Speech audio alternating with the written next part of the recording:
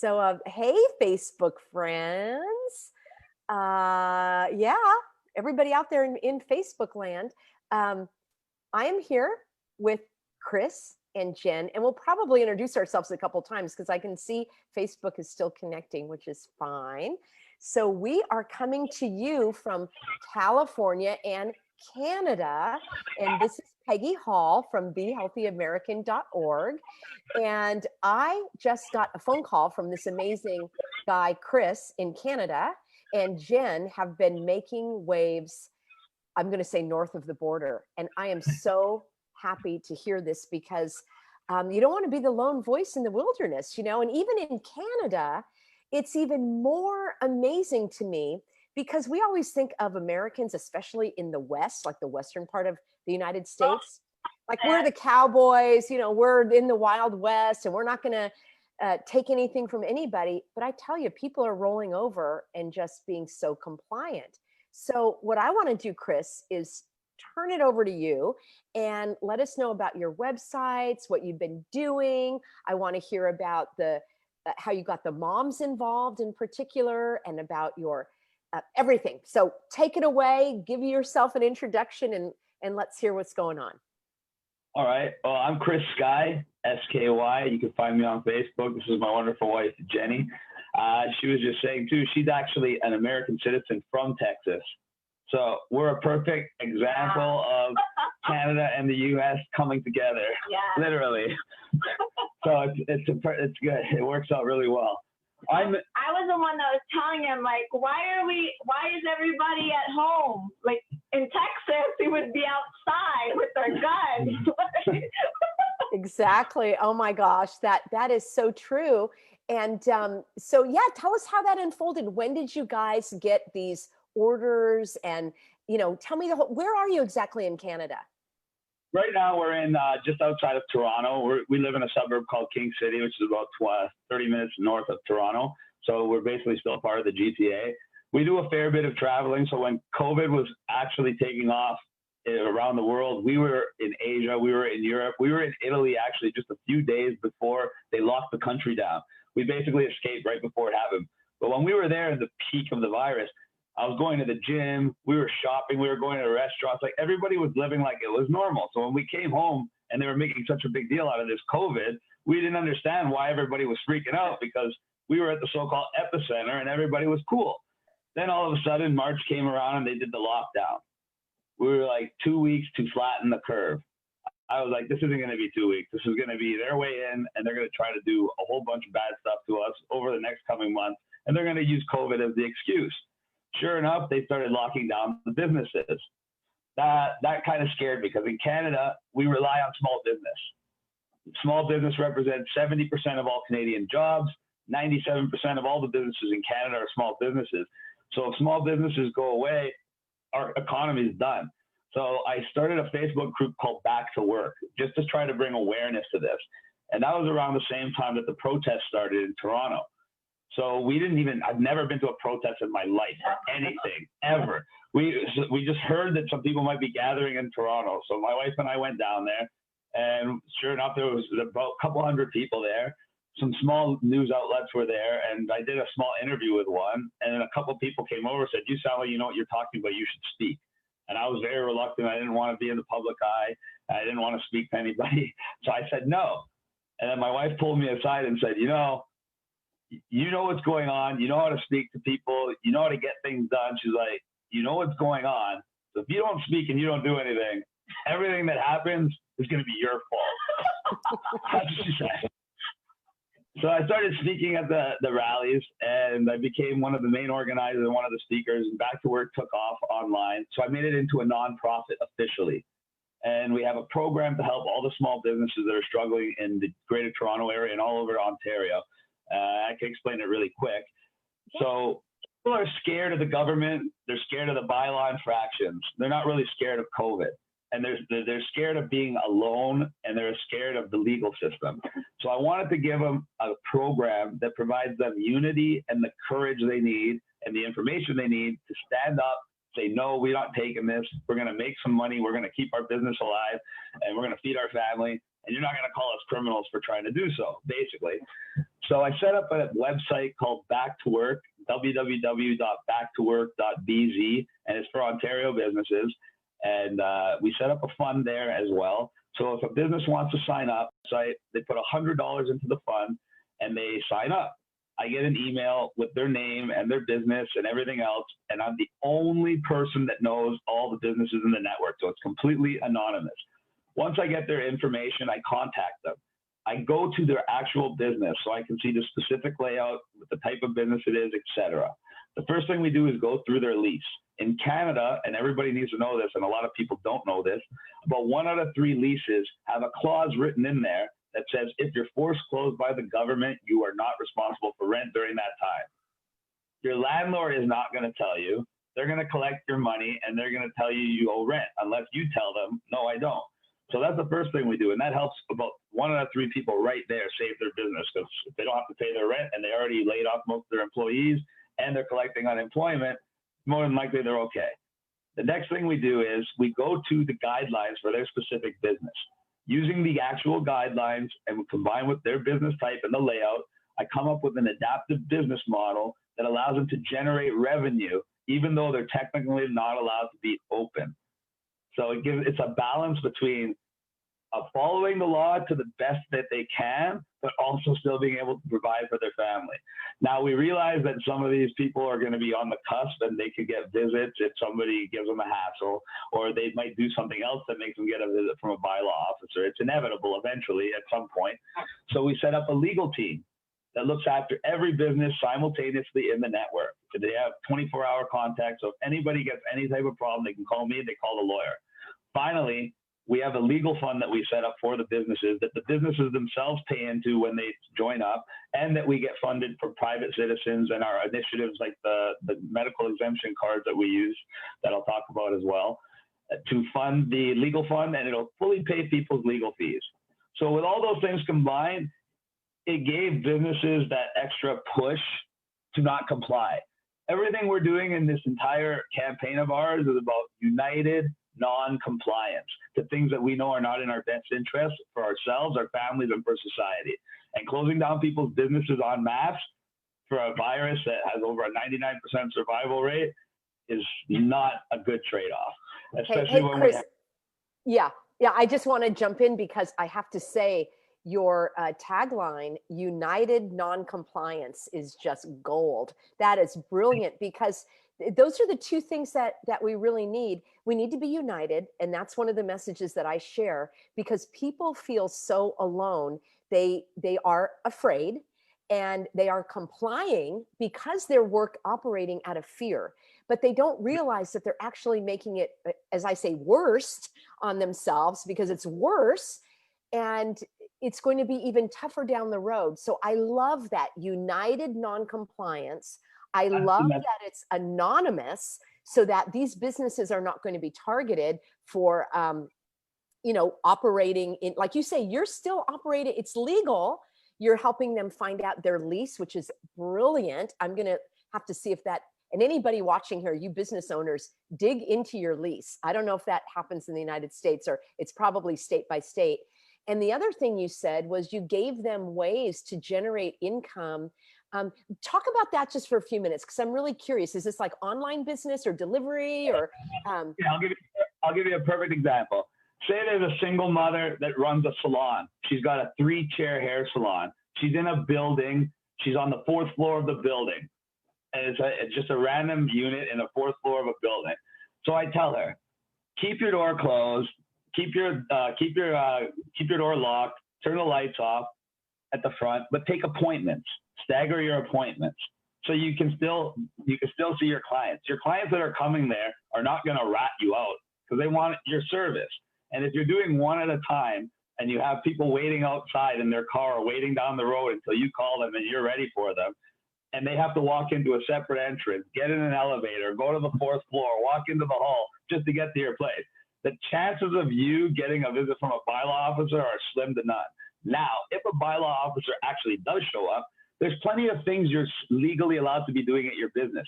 Cleaning, training, getting anything ready so you can be opening, because they keep telling us every day you're going to be open, but they won't give you a date. So it's perfectly logical for someone to be at their business and doing upkeep and whatever have you, because they're anticipating being open soon. So as long as you don't have more people in there than you're legally allowed to have by the limits, and as long as they don't come in there and see staff working and taking things and the door's wide open and you have a bell when people are coming in and you have a lineup outside the door, you're not going to have a problem. And I proved it because we've opened dozens of businesses. We have a 100% opening success rate, and we have a 0% bylaw infraction rate. Now, if you own a nightclub or something, I probably can't help you. But if you're one of these business owners, like 90% of business owners, even small gyms, personal training studios, we've opened up clinics. We've opened up laser clinics, chiropractors, photography studios, salons, massage places. Pretty much any small business, unless it's a business that operates with a huge capacity and high density. Those are the only ones that obviously are a little bit more challenging at this stage. But those are the people that need to support the other businesses as well as the essential businesses, because the essential businesses are just as essential as the so-called non-essential businesses. You're exactly right. Yeah. All together on that. And what you said, with regards to what you said about united non-compliance, that's the message we push, because as we know, their weapon is fear and through ignorance. They use the media and the government to lie to everybody, to feed them these scary propaganda. And once they're afraid, they can't think. So they just want you to be told what to do. Now, for the people that doesn't work on, their next method is division. They want people to feel alone, helpless. So they divide us into smaller and smaller factions. And I want everybody to understand that. They started right off the bat with people who believe in the government propaganda and are scared of the virus versus the people who don't. Then they started dividing people literally between essential and non-essential, the workers and people collecting payments. Then they tried to divide us by race. In the U.S., they were very successful causing race riots. They tried that every week at our protests with different groups. But thankfully, in Canada, we're very, very multicultural, very diverse, and it always backfired on them. So we want everyone to understand that in order to make people free, the truth must be widespread, and we got to dispel the ignorance. That's the most important thing. And that's what we're trying to do. We're trying to spread that message of truth. And that will bring me on to Mothers Against Distancing. That was our next initiative. And I'm very excited about it because the response was absolutely enormous. Facebook, the very day I made the group MAD, Mothers Against Distancing, they put a disclaimer when you tried to join the group that would send you to the WHO or CDC websites. And still, right off the bat, thousands and thousands of people started joining.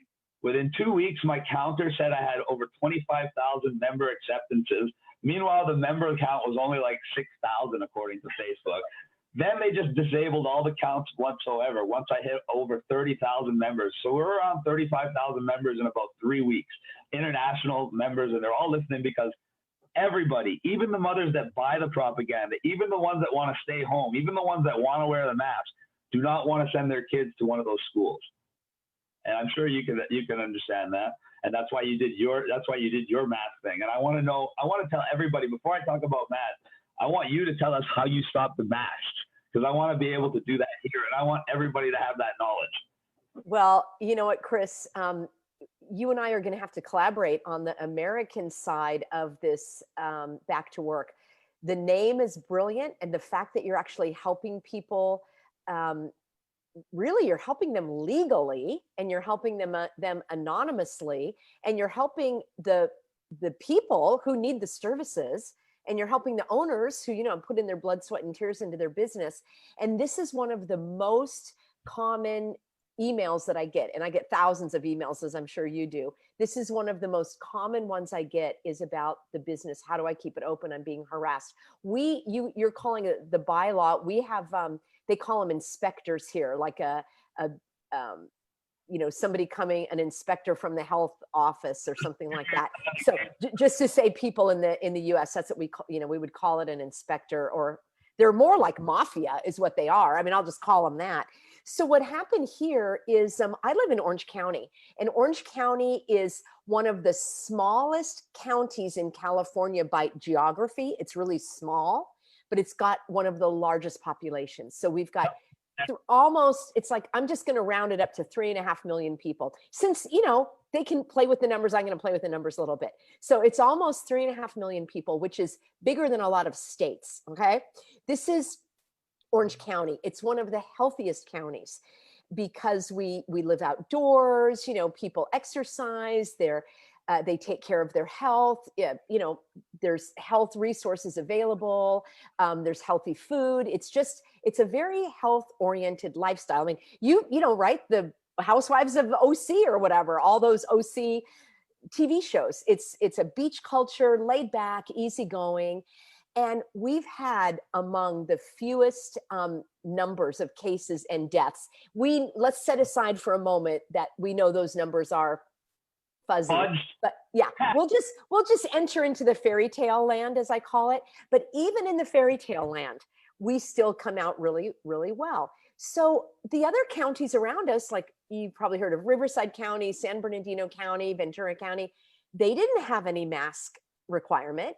But out of the blue, like 3 months into this whole shenanigans, they said you have to wear a mask, and it's ordered. You're ordered to do it, which is our health officer has a limited authority, which only can last for 7 days. And here we're 3 months in, and they're ordering things. And you know what? People are so gullible, and they're so ignorant in that they don't have the information.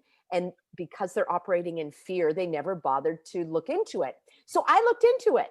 I'm like, I'm not going to wear a mask. I haven't worn a mask. I don't plan on wearing a mask. And I'm not going to wear a mask because I don't need a mask. And I was so upset by this when my husband came home and said, well, they're requiring masks. I mean, I had a meltdown, and I'm like, okay, this is my stake right here. This is my claim. I am not going to let the mask thing go. I kind of played along a little bit, like when they told me not to go to work. Like, well, what am I going to do? My school is closed. I can't very well go to it. So I grumbled. I was arguing with people on Facebook. I was doing all the research. And my husband's like, stop arguing with people on Facebook. Why don't you make a video and explain to people on YouTube, because people like to watch videos on YouTube, you know, it's a different venue. And I said, okay, I'm going to do that. I'm going to make a video. And I researched it, and I explained that there is no emergency. There is no emergency. And I don't think there's an emergency anywhere. Maybe in New York, if you wanted to, like you say, fudge the numbers a little. And I just explained it really, really clearly. Here's the numbers. Here's the law. There is no emergency. Therefore, you don't need to wear a mask. You don't need to do the distancing. You don't need to wash your hands. You don't need to do any of that unless you want to, because there is no law. And this got a lot of traction really quickly, kind of like yours. I mean, this just went viral on YouTube, and people started asking me, where do I get the info? Where do I get the info for my state? How, you know, what can we do about it? And I have to say, somebody reached out to me and said, there's a meeting at the county and we can go give our opinion. And like most people, Chris and Jenny, I probably, like, my background is in politics, but I never cared about the government that much. I just wanted to live my life, go to work, enjoy my family, you know, drive on the roads that were good. You shouldn't have to worry about the government, in my opinion. They should be so just like under the radar that you shouldn't have to always keep your eye on them. And I realized that's not the case. So I figured out what these laws were and how they allowed this health officer, you know, to issue them. And when I dug deeper, I found out he can't. First of all, it's very limited. You can't just have this emergency go on for on and on and on. The law in California and probably in Canada says exactly what has to happen. One thing that has to happen is this: the officer has to provide information to the governing body to say, here's why I recommend the mask. He can't just pull it out of his pocket, you know, he's got to have a reason for doing this. So there were a few of us at the first, you know, coming to the meetings, and then pretty soon the word got out and we had hundreds of people. And one after one after one came before the board and said, you know, I mean, there were doctors and scientists and parents and teachers and psychologists and kids and just people. I mean, you don't have to be any of those, just people saying, this doesn't make sense. You can't force us to do it. We can't even buy food in the store, and we're being harassed. So because of all of that, they, and somebody actually resigned because of all of this. And the other really interesting thing, I don't know if this is happening in Canada, all of these health officers, it was like musical chairs. They got hired, they got fired, somebody else came in, this person came in, they left, this guy came, like within a matter of weeks, okay? What does that say to me? It says they're accountable. That's right. They're trying to find people who are going to be the puppets, because the puppet masters are running the show. These people are placeholders. I mean, even the governor, he doesn't have any power. Somebody's telling him what to say. In a way, I have pity. I have pity for the person, because he's going to be one of the first ones to go, because he's been compliant with the puppet masters. He thinks he's going to be rewarded with money and fame and power. It's the exact opposite. They get rid of the people that dance to the tune, because they know that they're so easy that if somebody else comes in, they'll go follow them. So these puppets are the first to go, and we can see that. So they got rid of one of them, and they the following day they rolled back and they said the masks are no longer required. They're strongly recommended. Now I wanted to say something, but I wanted to say something here is so many people brought the science, which is so obvious. We breathe oxygen. It's obvious the masks don't work. There's no evidence that shows they work. It's the exact opposite. They make you sicker. But here's the thing. I personally don't even want to talk about the science anymore, because they are going to bring people to say that carbon dioxide is good for you. So that's why I'm sticking right to, like you're talking about it, united non-compliance. I'm showing people, I'm showing people how they can go shopping without a mask. They're not breaking any law. I show them how to bring the paper. They don't say a word. They actually have the person in the store read it in their own words that says they can shop without a mask.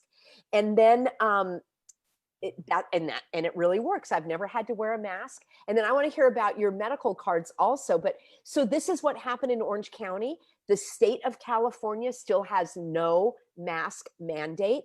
The media tried to spin it to show, and we're going around educating people, and it's working. I can see people using my own words on Facebook and YouTube and Twitter, because the word is getting out. No governor in the United States can make a law. It's not possible. No mayor can make a law, and they try to make it appear as though they can. So that's where my work is. It's all about education and then inspiration to take action, because a lot of people are like us that have the passion, but they don't know what to do. And they're like, oh my gosh, what can I do? And it's like, here's what you can do. You can share the info. You can do the phone calls. You can go to the meetings, and it's working. So that's what we're up to. So, see, you are a little more fortunate than us in Canada. They actually allow you guys to come to meetings. They actually allow you to speak to the government. When we try to speak to the government and we try to even ask them where they're getting their data, where they're getting their numbers, where they're getting their information from, you know what they tell us? We're listening to our experts. Okay, so what's the data? We can't tell you what the data is. Okay, so who's the expert so we can talk to them? For their safety, we can't tell you who the experts are. So every 2 weeks, they meet in secret without Parliament, and they just tell us, the experts told us we need to continue lockdown, and we can't tell you why, and we can't tell you who the experts are.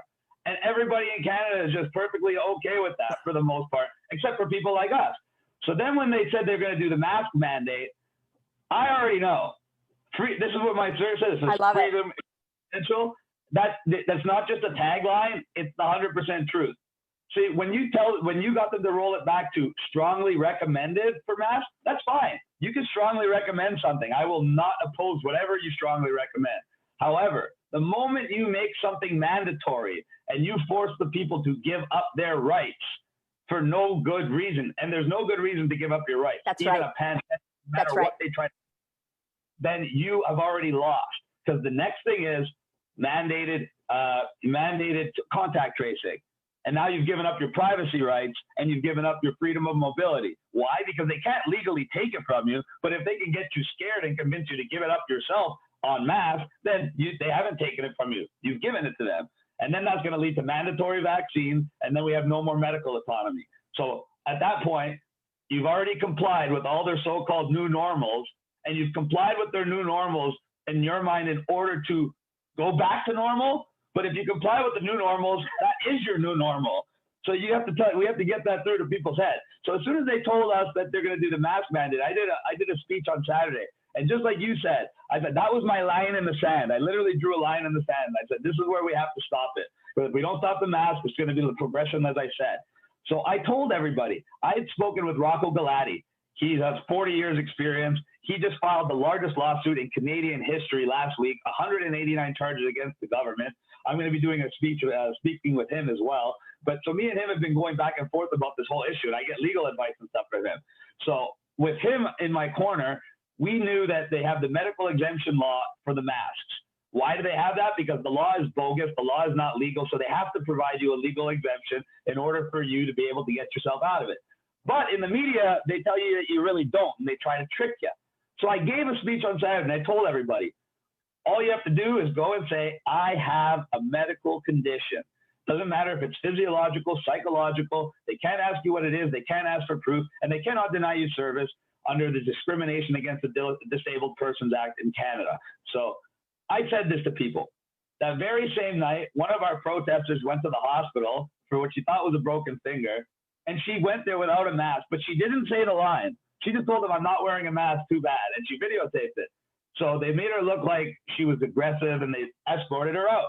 Video went viral. Even in the States, went like 10 million views. So I was like, okay, I need to make a video that shows that what I said actually worked, because now people are going to think I'm crazy. So I went to Longo's. Longo's a supermarket. They're very pro-mask. They make it very obvious that they will not let you in without a mask.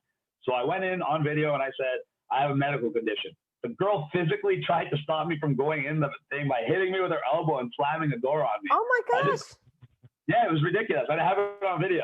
The anti-mask, the mask wearers are very violent. I've been assaulted multiple times for not wearing a mask. That's another story.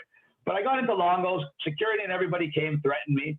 I said, you can threaten me all you want. You can call the police right now. I already told her I have a medical condition. And if you call the police, I'm going to sue you guys for discrimination against disability, and I'll charge your employee with assault.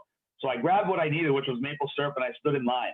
They came to harass me in the line and said, leave, the cops are on their way. No one's going to check you out. I said, I'm going to wait when it's my turn. If you don't check me out, yeah, we will wait for the cops. Sure enough, when it was my turn, they checked me out.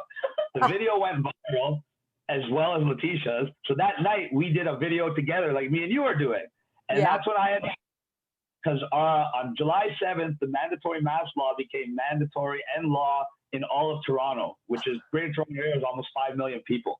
So we're like, this is where we got to make our stand. So I announced a protest on the TTC, our public transit. And I said, we're going to bring men, women, and children. No one's wearing a mask. And we're all going to go on the TTC to prove to everybody that you do not have to wear a mask. You have a choice. That's what we want to show. Everyone has freedom of choice. That video went viral.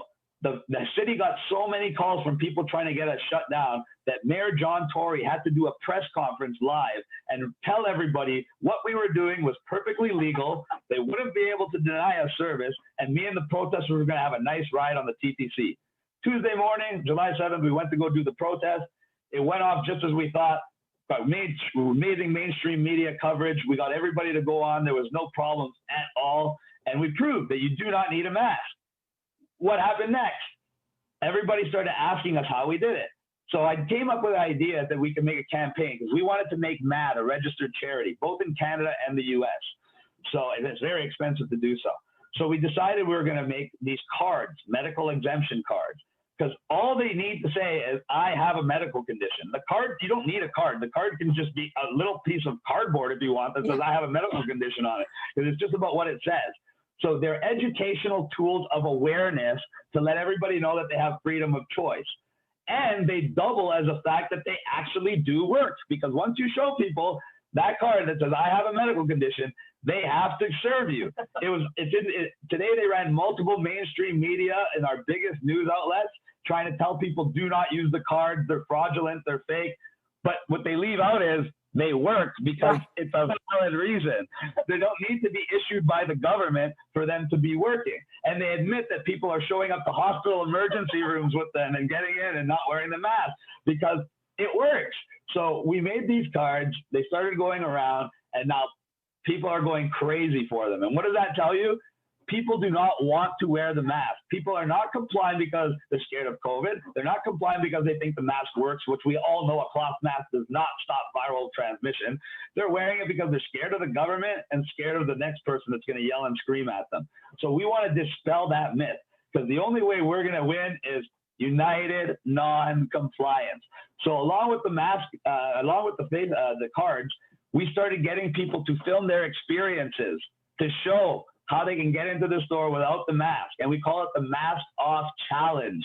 So we get anybody random, even if they don't have the card, even if they just use the excuse, I have a medical condition. Once they're in the store, they make a quick video showing themselves shopping without a mask, and we post it on our MAD group, and we post it on our personal Instagram, and everybody gets to see it. And we're trying to get hundreds and hundreds of these videos. We've had dozens so far, and it's only been a couple days. The last initiative we're doing, and I think you guys could benefit from this in the States as well, I wrote a flyer that once a business puts it in their window, it indemnifies them from the bylaw officer because it acknowledges the medical exemption option for their clients and informs the clients that if they do have a medical exemption, they can feel free to remove their mask without informing the staff. So what does this do for the business? It makes it so if a bylaw officer comes in there and people aren't wearing masks, the sign already explains that that person must have a medical condition, Right. but they can't give a fine to the business owner. It also makes it so the business owner doesn't have to hire an employee just to watch the door and waste all that money and make the place less friendly. And number three, it makes a store that was 5 minutes ago a mandated mask store into a freedom of choice store. So with those three initiatives, we plan on punking so many holes in their so-called mask mandate that it just becomes irrelevant. So when they try to do the contact tracing, which they already are trying to do, people just reject it en masse. And that's what we got to do, because if we do not reject the mandates will keep progressing. People have to understand this. You do not stop them by complying with them. You stop them by telling them, no, that's not right, and no, we're not going to do that. So unlike you, I don't think we can go to the city and have meetings with them and we need to turn the public against them on the internet, on the TV, so people just don't wear it. And when enough people see the other ones not wearing it, it just becomes a joke. So that's what we're trying to do. And so far, I think it's working really well. We're getting attention like crazy. It's insane. And they don't know how to deal with us, because how do you deal with people that are simply telling the truth? You can slander us as much as you want. People have to hear the truth one time. They have to lie to people over and over and over again with as many people as possible to convince them. But as soon as they hear us speak once, as soon as they see that card work, they know that everything they're saying is a lie. So the truth is going to set people free, literally. I love that, Chris. I love all of that. I love the Mask Off Challenge. I think that's fantastic. And people sharing their videos, and that is empowering. And like you say, a lot of people don't want to wear the mask, and they don't know they don't have to. I was at a store. How I normally do it is I went to like Marshall's, which is like a little small department store. And I saw two people, like you say, at the entrance, the mask police, like one young kid, wearing a mask, probably hating it. And I walked up, I thought, oh gosh. So I didn't even have the paper on me. So I quick brought up the orders on the phone, and I was just going to show them. And I walked up, and here's what I do is I say, can you let me know the accommodations for someone who can't wear a mask? And I just say can't wear a mask because I can't wear a mask. I just cannot wear a mask. And like you say, they can't ask you why. They cannot ask you why. And the woman looked at me, and I think she never had anybody ask her before. She probably had people just, walking in or something. And she was like, oh, just stay away from other people. I'm like, okay, I'll stay away from other people. So I'm going through the aisles, and I'm looking at clothes and all. I kid you not, they had hanging on the rack these little hoodies, and it said across it, breathe. I'm like, is this a joke? So I bought it. and I bought it and I should have worn it today. And I saw another lady, an older lady, and she said, they let you in without a mask? And I said, oh yeah, I can't wear one. And if you can't wear one, they have to let you in too. I wish I had one of my cards to give her that explains it. Because at thehealthyamerican.org, I've got different cards that are educational. And one side you give to people and it says, there is no law that requires masks. You don't have to wear a mask unless you're comfortable. No store can prevent you. Your service. And if you get harassed, you call law enforcement. And I have that. And then on the other side, it's for the business. And it says to the business owner, there is no law that requires you to make your patrons or employees wear a mask. You cannot refuse service and you cannot ask them why they don't have a mask on. And if you harass them, law enforcement will be called. So these are being used to educate people who want to shop without a mask, and also the business owners. And you know what, Chris and Jen, they hate what we're doing because it's the truth, and evil hates the truth. And I love what you said. Lying has to happen on an ongoing basis, and the truth is irrefutable. And we have to get rid of the fear so that people can actually hear the truth, because fear will blind the people. You can show them the actually in black and white, and they will still, can't believe it. So yeah, go ahead. United non-compliance comes in, because that's what gives the scared people the courage to stand up and the courage to be able to overcome the fear so they can digest the information. And then once they're awake, they can't go back to sleep again. And then once they're awake, they're going to wake other people up. So we got to infect people with the truth. And we got to give them the hope and the courage that let them know that they're not alone. And that's what these cards are so good at, because so many people are going to have them. Everybody's going to talk about them when they have them. All the people that don't have them are going to be jealous. And it just creates that whole worldwide momentum. And that's what we need. We need this entire conversation to be about these masks and about more and more people rejecting them. And I've got to say it today, because people are wondering, oh, what did you do with the money that you made from the card? I already paid all the legal fees and lawyer bills and started the process to make MAD an official charity. By next week, we'll have nonprofit status, and it takes a couple months to get the actual charity status.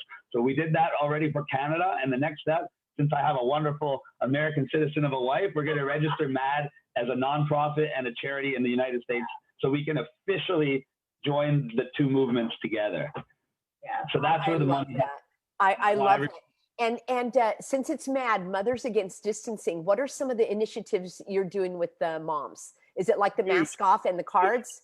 We got huge initiatives going on. Okay, that was the whole. This campaign was built around massive awareness to mothers and fathers through their children, because nothing's more important than their children to any parent. And nothing's more important to our society than the children. Children are our future. We must protect them. That's the slogan for MAD. And what it is we want to show the psychological and physiological damage that social distancing isolation will have on children, especially in the academic setting over a prolonged period. It's one thing to have your children socially distanced and isolated with their families at home, away from other people, for a few weeks. They already start showing anxiety, antisocial behavior. We see it at our protests. We had kids that were isolated for 3-4 weeks, like 3-4-year-old children, and then they come and try to socialize with groups of kids, and they're literally afraid to go and talk to them. And that's after they've just been isolated for 3 weeks with their mom and dad. So when we saw the guidelines they had for the schools, which was 0 contact at any time, they have lines on the floor that are 6 feet apart, so you can never get more than 6 feet in front, away from another student. Eliminated cafeterias, eliminated lockers, eliminated gym class, eliminated music class, eliminated art class. You sit at one desk, which is socially distanced from everybody else the entire day, eat at your desk, work at your desk, can't talk to anybody. They're going to have smaller class sizes, so you're going to get split up from your thing. They want a staggered day so kids aren't going to get as much education. There's no upside to it. Also, so-called protect our children from COVID. In Canada, in the 0 to 20 category, we have not had one death from COVID. Zero deaths. But they want to put our kids into this combination of a prison mental institution for over a decade to fully social engineer them into compliant slaves. So we want to make mothers aware, fathers aware, and they are aware. because they're joining in droves. And it's not just those types of situations. We want to make it aware that this is happening in all the public and private healthcare systems all across Canada. We had a mother on our initiative on MAD works 3 ways. We have the Facebook group where we post stuff and we post all the antics we're doing, like the TTC protests and everything. So people know that we're the ones spearheading all these initiatives that are making a difference. So MAD is the most relevant group on the internet today because we're discussing the most relevant stuff. And we're the ones that are spearheading or are involved with every major agenda in Canada that's fighting this, every which way. So people respect us and people know that's where you go for that information. So we have the Facebook group. We have a website that's www.getmad.online, and we're going to be adding more and more sections. The first section we're going to be adding there is an immunity section. Rather than wearing a mask and social distancing, why don't we just get everybody healthy? So if COVID comes, they become one of those 80 or 85% of people that are completely asymptomatic and don't even know they have it unless they go for a test. That's what we want to do. So that's one of the other initiatives, is giving information about real health. Then we made a show called Mad World. I have a TV studio in downtown Toronto that love what we're doing. So they give me their studio whenever I want. And I have a co-host and we have guests on the show and we discuss exactly what I'm talking about. Our first guest was a lady named Sarah Clarkson, and she was there to discuss the private and public healthcare facilities. She had a brother who was mentally and physically disabled in a car accident. So he lives in a private assisted living care facility, one of the most high-end ones where you're paying a lot of money for a specific elevated level of care. Since COVID, the new guidelines that came in from a man named Mr. Todd Smith from the Ministry of Children's and Psychological Affairs has put in his own guidelines that apply to all public and private healthcare facilities. So you could have your person in a private facility where you're paying triple the amount of money, but they're getting the exact same level of care and you have to follow the same guidelines. And the guidelines at the start of COVID, for 3 months, her brother, who's mentally and physically handicapped in a wheelchair on the first stages of dementia, was not even able to see any of his family for 3 or 4 months. Then when they came out with the guidelines, you have to take a COVID test, health screening. You have to be 6 feet apart at all times, mask at all times, have to be outside, and no physical contact of any kind. And the most disturbing of all is the caregiver has to be there with the person to monitor your meeting. So you do not even get any privacy with your family member. So if they're being neglected, if they're being abused, their neglector, their abuser is right there beside them with a hand on their shoulder while you're 6 feet apart. They probably can't even recognize you because you're in a mask. And these are applying universally on all the care facilities. And it's absolutely destroying families from the inside out. So there's no upside to social distancing. Like, they're talking about the deaths from COVID, the fallout from the consequences of the lockdown. In California alone, I saw that suicides were up 900%. Overdoses and stuff are incalculably higher because they can't even see how many people are dying. Divorces are all through the roof. Domestic violence is through the roof. But they ignore every other consequence of their actions. And that's what we're going to. That's what Mad World is about. It's about bringing this to light. So that was our first episode. Our second episode, we hope to get Dr. Tenpenny from the United States to do a live chat that I'm going to set up in the studio so we can have her on screen and we can do a discussion. And we're going to discuss COVID in its totality. She is the absolute queen. She offered $100,000 to anybody to debate her on COVID live. Nobody took that. I wouldn't have taken it. That's for damn sure. Not to go against her. That's for sure. But we're going to discuss COVID. We're going to discuss the testing. We're going to discuss the reporting of the deaths. We're going to discuss the veracity of the deeds, everything. She's going to lay it all out on the line. And when people hear her, we get a lot more credible. Because right now they're trying to slander me. They tell me I'm not a doctor. They tell me this. They tell me that. Anything they can say. So that's why I'm trying to get the best doctors to do interviews and approve of what we're saying. I'm getting the top lawyers to go around and approve of what we're saying. Rocco Galati made a Facebook update that perfectly described everything I said about the cards. So now everybody knows what I said is true, regardless of what I have in the videos. You have a guy with 40 years experience telling you.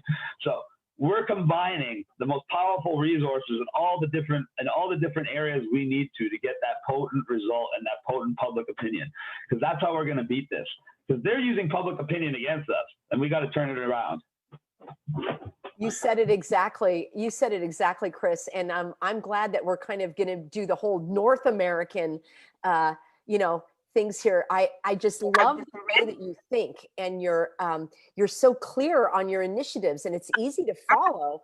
And I just love that, because we can very easily understand, this is what you're working on, this is why, and these are the results that you want. It's irrefutable. And I have to say, when people say to me, you know, oh, you're so selfish, you know, you're killing people with your words. I'm sure you've heard that you're a murderer, and you know, why can't you look at the science, and you're so selfish. And I'll tell you what, I personally would rather get this, I'll just call it illness, if it saved one animal from being abused by you know, an owner that reached his limit and, you know, kicked the dog out of the way. I personally, you want to know how selfish I am? I personally would rather get this if it saved one animal from being abused. I would get this if it saved one child from being abused. I would get this if it saved one of these individuals, as you're saying, in a private or public nursing home or facilities, if they were able to hug their family member. All right, that's where my selfishness comes from. I would be willing to get this if it meant that one business didn't go under. I would be willing to get this if it meant one child was able to go back to school, just one child to go back to school and be able to hug his teacher and play on the playground with his friends. So you want to talk about selfish, you people that are wearing a mask, you people that are in favor of this criminal activity behind closed doors of our most vulnerable population. You can see I'm getting upset here. How about the elderly? How about the infirm? How about those in a hospital? You're okay with that? So you want to talk about me being selfish because I draw my line in the sand? Let's have this conversation. And you don't even need to give me $100,000. Okay. Let's have that conversation. And you know what? No one will have it.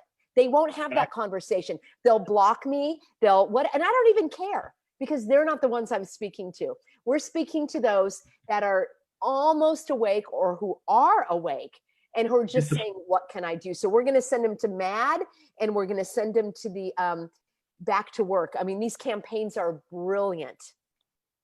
I would love to expand both of them to the United States. I think California is probably one of the states that would benefit from Back to Work more than anywhere in the entire world. But you guys have literally the 8th largest economy in the entire world, and you're a state.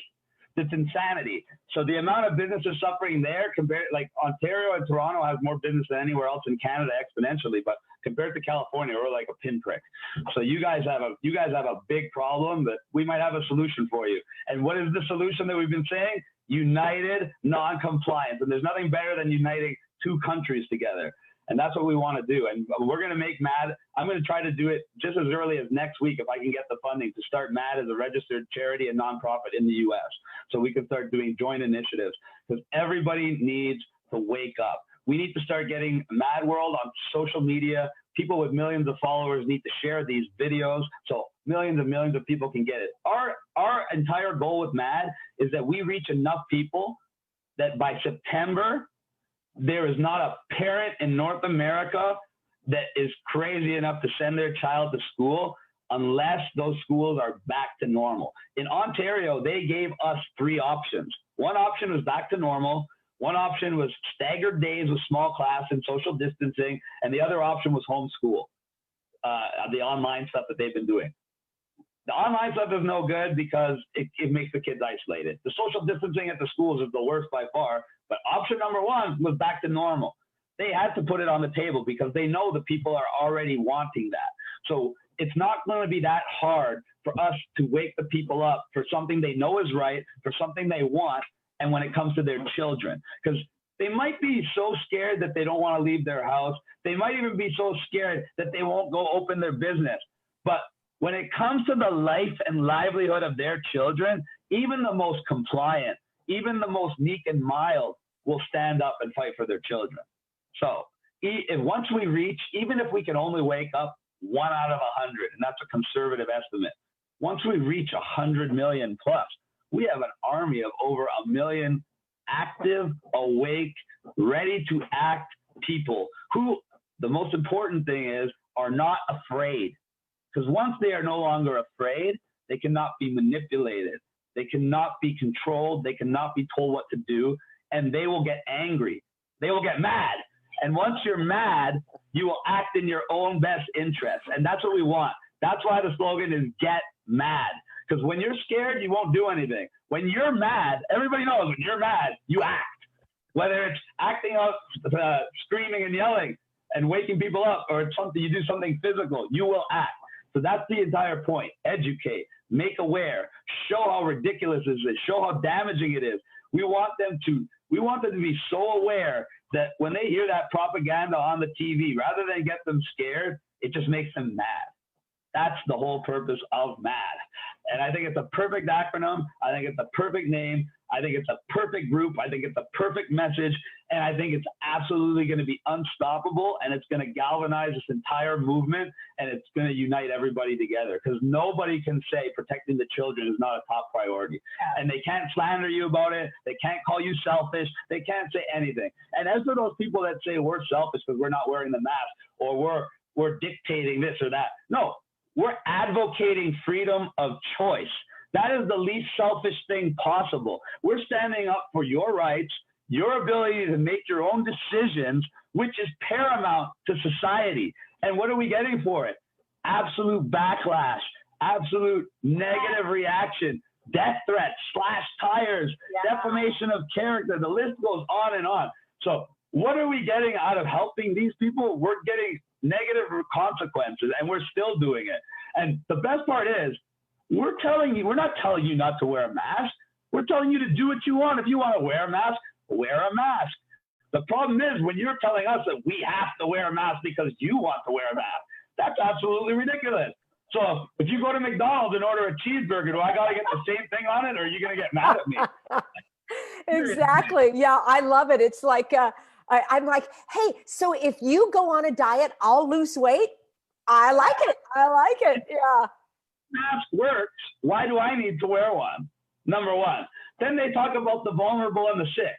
If you're vulnerable and you're sick, you should be staying home, number one.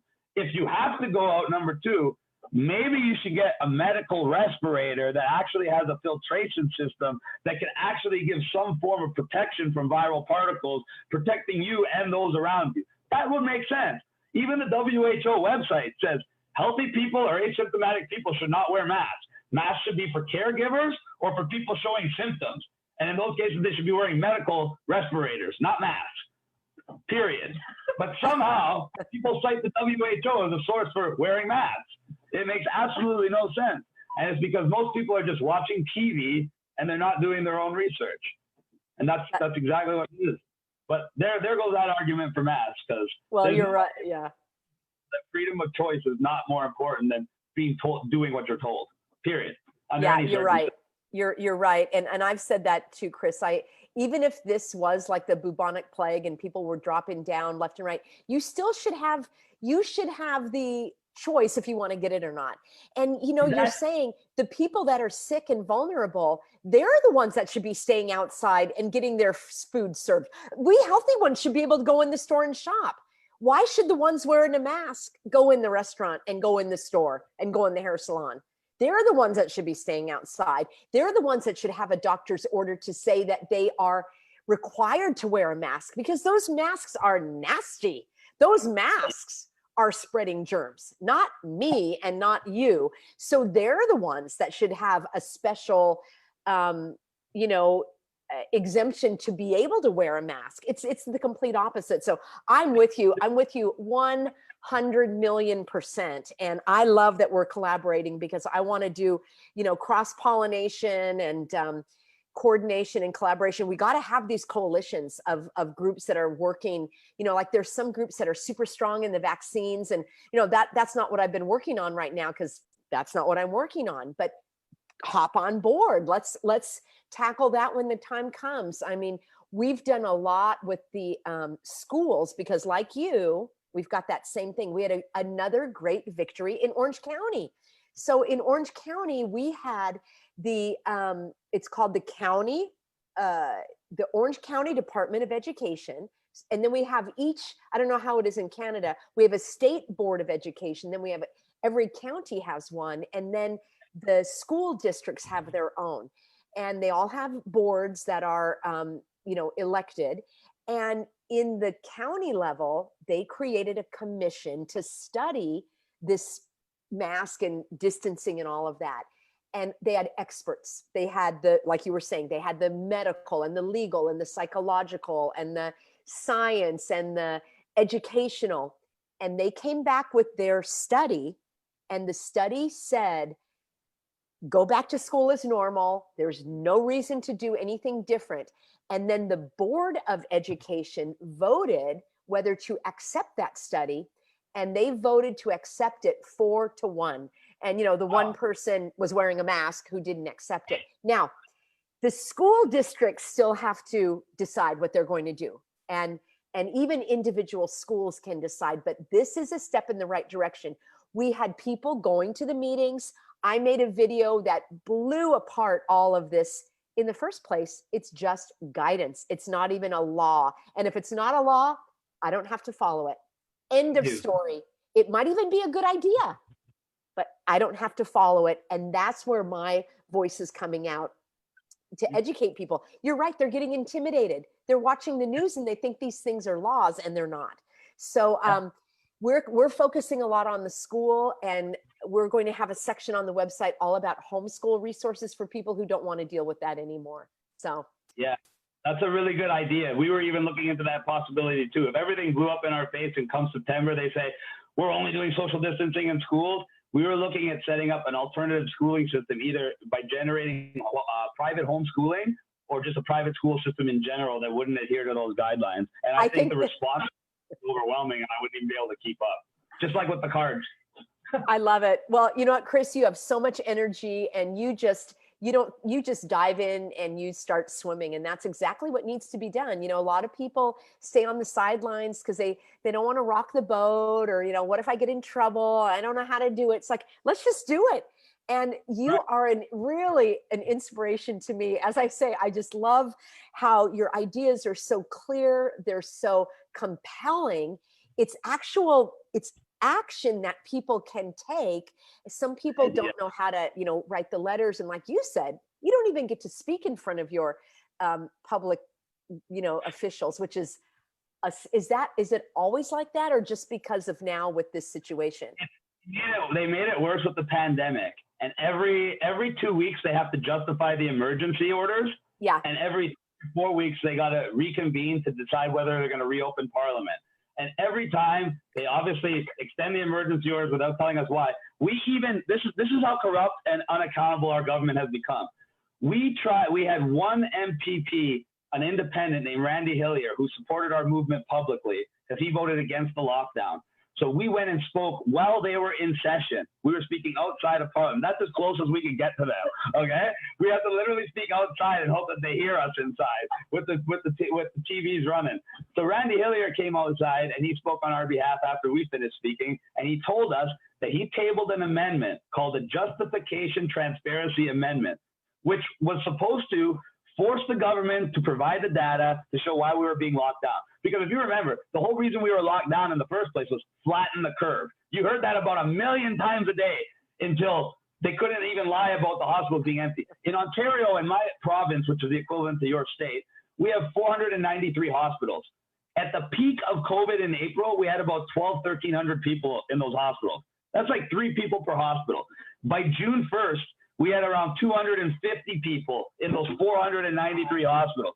So they couldn't even say flatten the curve anymore. Now they just said, we got to let infections come down. But then they were testing 10,000 people a day. As soon as they switched the narrative from flatten the curve to bring infections down because our hospitals are now empty, they started testing 60,000 people a day instead of 10,000 people.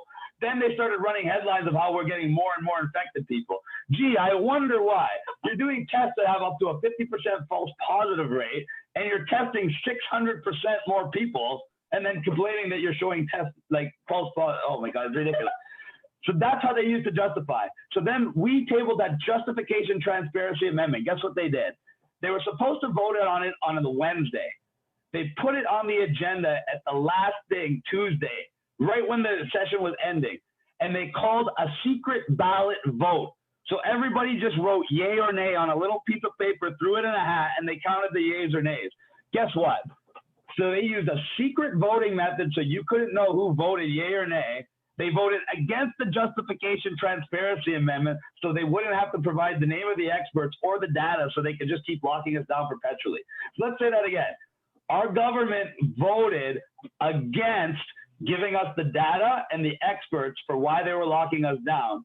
And they did it with a secret ballot vote so you wouldn't even know which of your so-called elected representatives voted against you. That's how our government works. Just like how Trudeau, our prime minister, just arbitrarily banned guns. He just came out one day during the emergency, bypassed Parliament, and said, by the way, 2,000 types of guns are now banned and you're going to have 2 years to turn them in. And then a couple weeks later, he added more to the list.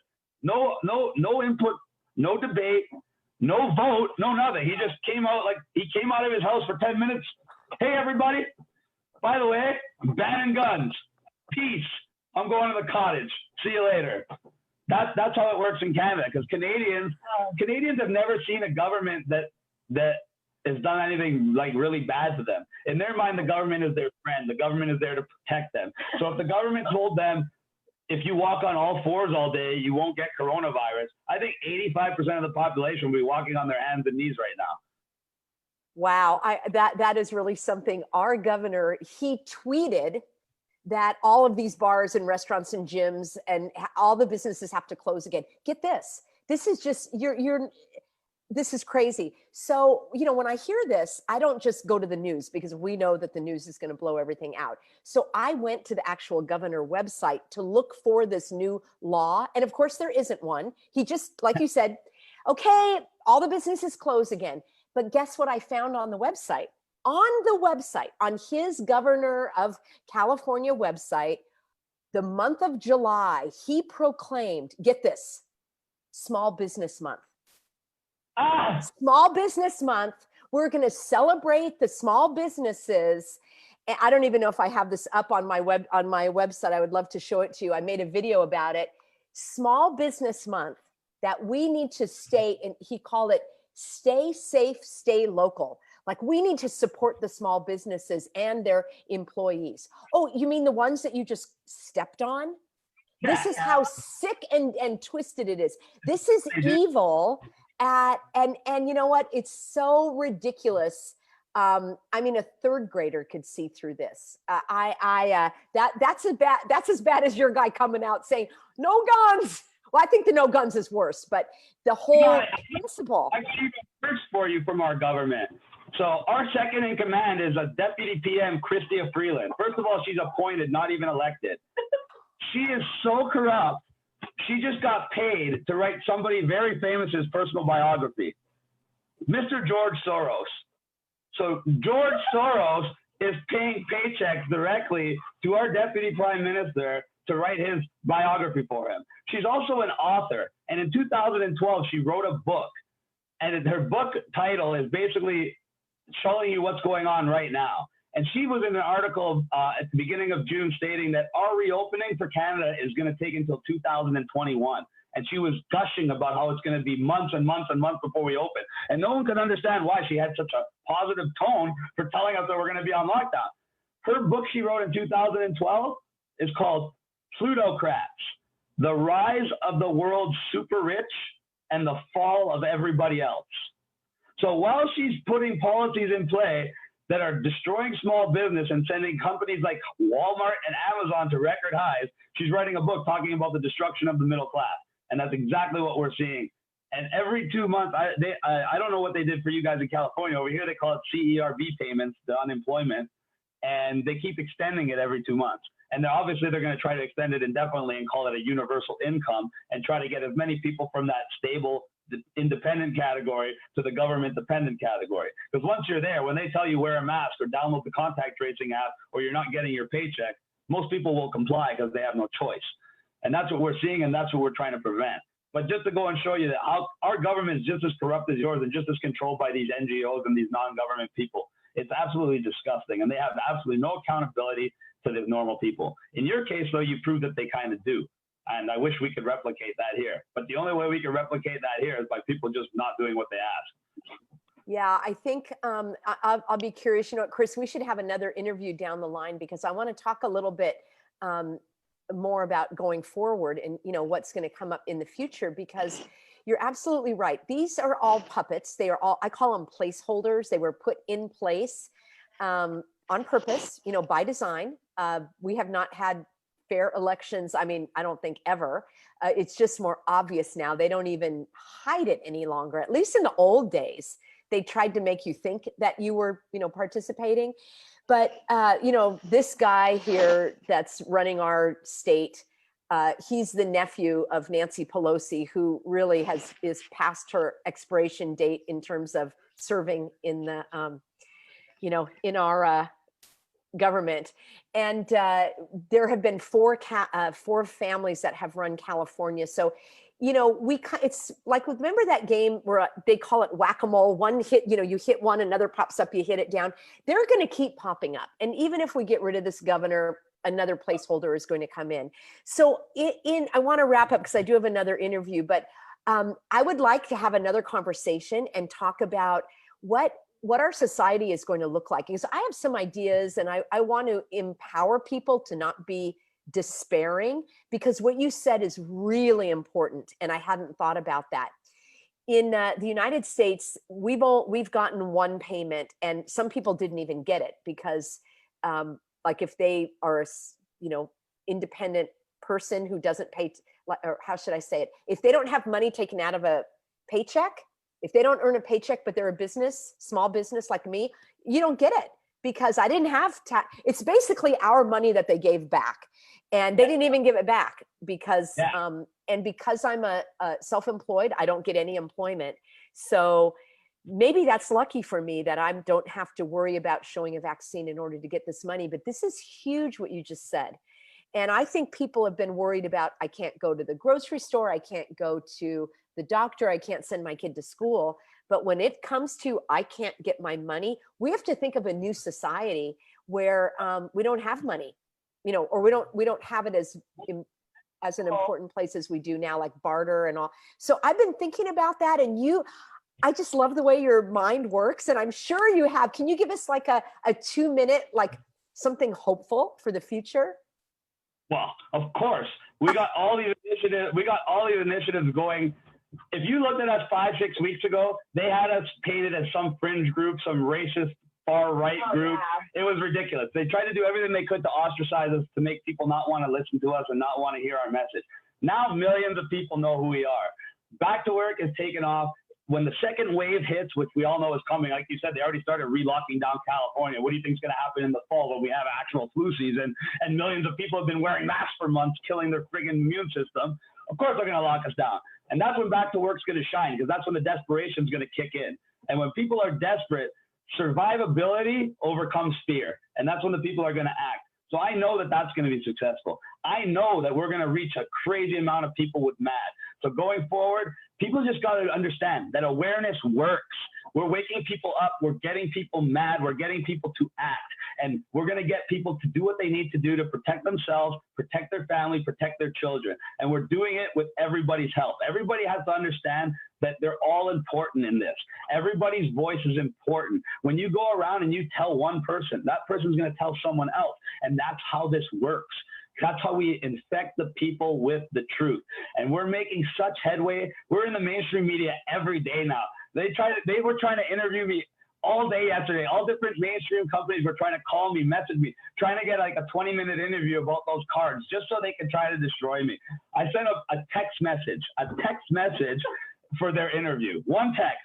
They sent back about a dozen questions. I just wrote no further comment. That spawned 3 separate mainstream media articles today. That's how worried they are about us. I was slandered by the biggest radio station in the country. I'm filing a lawsuit against them right now. So the mainstream media is scared of us.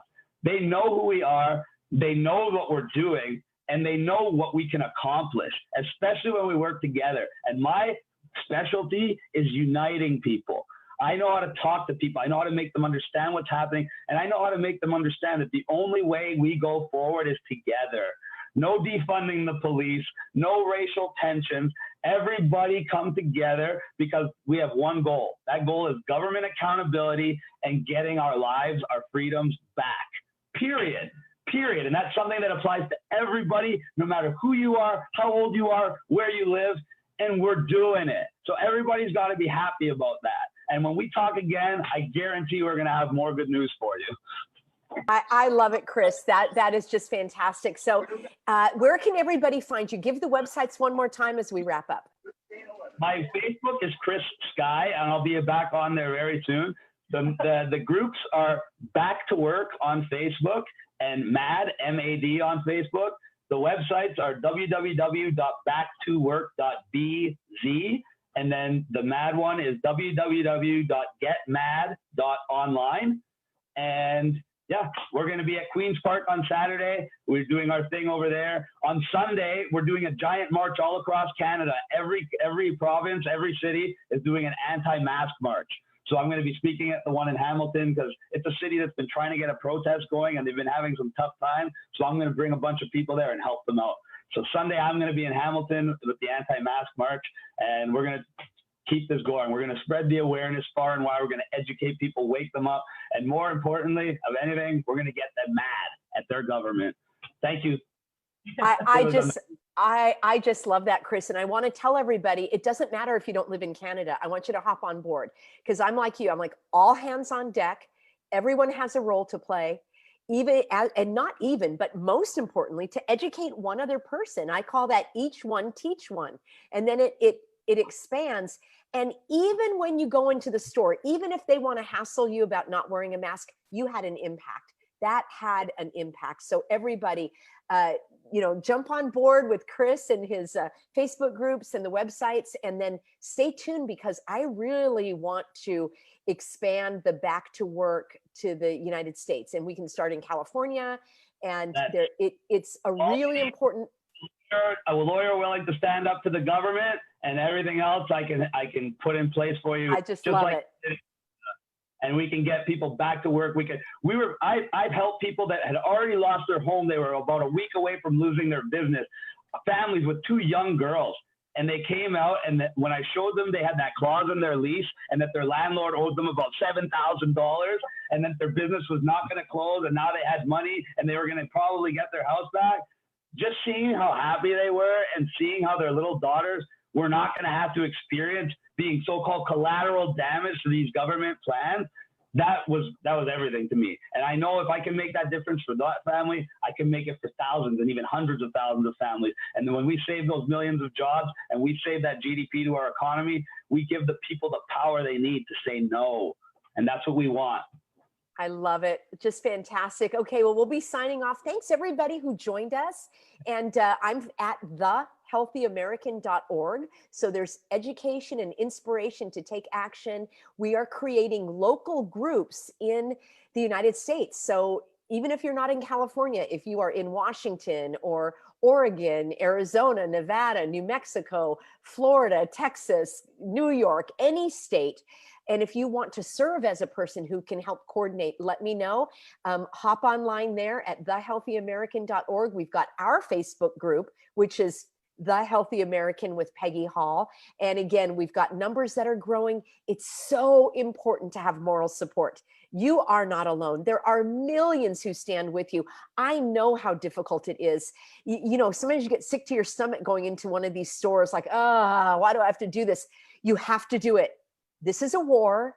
We are in a battle. We are warriors. There are going to be sacrifices. And my heart goes out for those who maybe are unable to do it right now. Don't worry. We are fighting for you. There is something that you can do. So I'm going to sign off for now. We'll have this available for a review and for watching again. So thanks, everybody. Have a great time.